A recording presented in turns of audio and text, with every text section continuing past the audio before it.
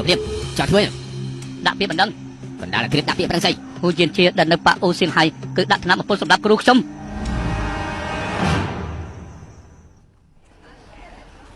3ថ្ងៃហើយ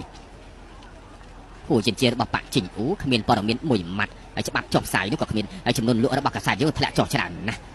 ជាងថតរូបថ្ងៃនេះទោះបីជាយ៉ាងណាក៏ត្រូវថតរូបរបស់ហូជាជាឲ្យជាប់ឲ្យបានល្អដែរណាឯងពួកឯងប្រឌិតក៏ត្រូវតែប្រឌិតព័ត៌មានដែលមានតាក់ទងជាមួយហួយជាជាឲ្យបានល្អមិនចឹងស្នាក់ការកសែតយើងមិនអាចបើកទ្វារបានទេល្អទេល្អកុំភាសាអាណាតង់ជានៅដេញឡើយទេចុះស្ទឹងតាមបនម៉ែមើលចុះបបបដែលសេលៀនតាមគឺមានរសជាតិរបស់ហូស៊ីខ្ញុំក៏រៀនតាមលោកយាយចាំងដែលមកធ្វើការបណ្ដោះអាសន្ននោះដែរធ្វើមិនបានអត់ទេលោកយាយពិសាទៅមិនអន់ទេក្លិនឈ្ងុយរបស់អង្កររលាយជាមួយនឹងក្លិនឈ្ងុយរបស់បន្លែឆ្ងាញ់ណាស់សេលីនលោកយាយសរសើរឯងហើយអាល្ងងស៊ីតាយើងនោះពិតជាមានសំណាងមែនហើយសេលីនមង្គលការរបស់ឯងនឹងតាយើងបានសម្រេចមកជាច្រើនឆ្នាំហើយមិនអញ្ចឹងឆ្នាំនេះធ្វើបានកំណត់ជូនម៉ែរួចរៀបចំមង្គលការពួកគេដែរទេល្អណាស់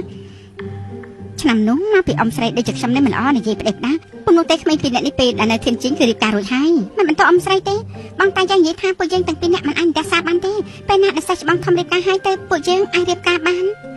ក៏ត្រូវដែរមង្គលការរបស់តាយើងហើយនិងសេលីនថ្មីត្បិតតែកំណត់មកច្រើនឆ្នាំតែយ៉ាងណាពួកគេនៅក្មេងលីចិនសឹងគឺមិនដូចគ្នានោះទេគេប្អូនខ្ញុំមួយឆ្នាំប៉ុណ្ណោះធីងអានលីកូនស្រីរបស់ជាងដេចាងល្អណាស់សហើយថ្លោះទៀតហើយចេះធ្វើការងារទៀតផងពុំនោះទេខ្ញុំធ្វើជាចាំមហាឲ្យចិនសឹងចុះឯងដើរហើរនៅខាងក្រៅមិនធ្វើឲ្យខកខានការងារទេពិតមែនហើយម៉ែរឿងរបស់ចិនសឹងខ្ញុំចាំទុករហូតមកថ្មីត្បិតថាជាកូនសិស្សត្រកូលផ្សេងតែជាច្រើនឆ្នាំនេះគឺដូចជាអ្នកផ្ទះតែមួយយ៉ាងអញ្ចឹងពាក្យនេះពីរោះស្ដាប់ណាស់ចិនសឹងមានចិត្តស្មោះត្រង់គឺជាគ្រួសារតែមួយយូរហើយបែបនេះខ្ញុំពិតជាអរគុណដល់បងជំនួសចិនសឹងមិនបាច់ទេចាំពេលបានសម្រេចហើយចាំអញអរគុណបងឡរកប្រពន្ធល្អម្នាក់ឲ្យចិនសឹងគឺជារឿងធម្មរបស់គ្រួសារយើងបានរបស់រៀបចំរឿងមួយនេះបានល្អពេលដែលរៀបមង្គលការខ្ញុំចេញស្រាបងប្រហែលពេងរឿងនេះគឺសម្រេចបែបនេះហើយធានាលើខ្លួនបងចុះសេលីនតែហាចិនសឹងនឹងតែយើងមកហូបបបតទៅល្អអរចេញនេះពួកឯងឃើញហើយឈប់ហូបឲ្យឆាប់ឡើងព័ត៌មានមិនដល់ហើយឲ្យឆាប់ឡើងទៅឆាប់ឡើងថយឆាប់ឡើងលឿនឆាប់ឡើង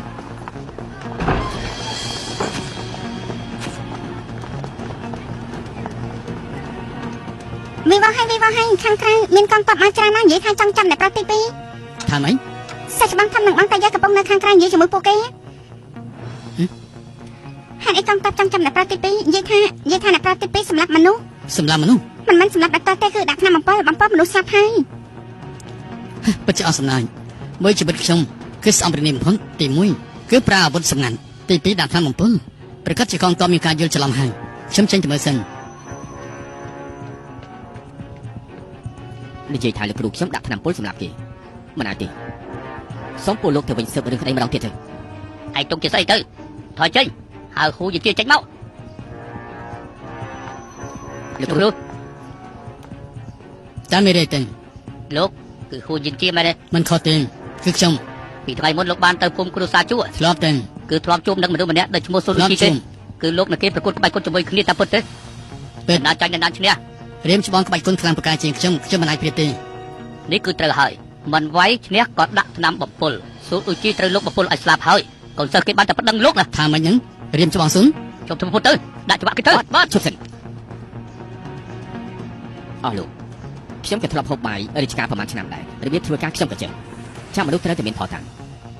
ខ្ញុំនឹងលោកគ្រូខ្ញុំនៅភូមិគ្រួសារជួជាមួយគ្នាពិតជាបានប្រកួតក្បាច់គុណតែគ្មានការដាក់ថ្នាំពុលទេមិនថាស៊ុនអ៊ូជីនេះគឺស្លាប់ឬរស់នោះទេពួកលោកគឺមានផលតាំងអ្វីអាចបញ្ជាក់លោកគ្រូខ្ញុំគឺជាអ្នកដាក់ថ្នាំពុលបានទៅចាំមនុស្សក៏ត្រូវតែមានផលតាំងហើយធ្លាប់ហូបបាយរាជការដែរណារីទៅនេះចាំមិនពួកយើងជាកងសន្តិសុខរបស់សំណាក់សុងជាមិនមែននិយាយច្រើនទេដាក់ច្បាប់គេទៅបាទមិនឲ្យចាប់គ្រូខ្ញុំទេយ៉ាងម៉េចចាត់ការចឹងសិនទៅយើង